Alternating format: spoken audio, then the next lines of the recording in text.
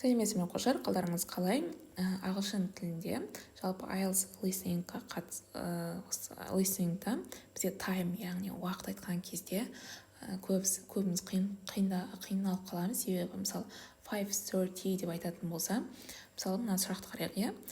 Мысалы at what time and comes usually? Анна әдетте қандай уақытта келеді? 7:40, 7:40, так. 7:25 десек болады, иә? Немесе 7:35, 7:45 деп біз просто қалай бар, солай айта саламыз, иә? Мысалы мен солай үйренгенмін. Ал ағылшын тілінде әдейі қиындатып айтады. Именно IELTS тілінде. IELTS-да да. Мысалы қалай? Мысалы 1-50 кетті дегенді 1:50 деп айтуға болады негізі. Мысалы қазір саған неше десе, мен сразу 1:50 деп айтадым да. Ал ағылшын тілінде 10 to 2, яғни 2-ге 10 минут қалды деп айтады. Осылай айтамыз.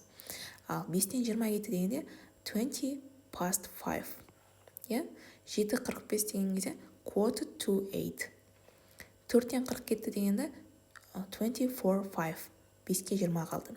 6-тан 30 кетті дегенде half past 6.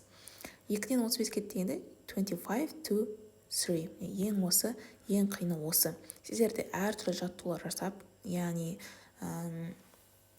6:35,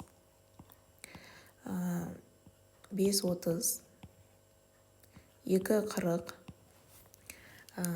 3:45, 4:20, 3:50 деген заттарға қызық үшін жаттығу жасап, менің осы видеомның астына YouTube-қа комментарий жазып кетіңіздер.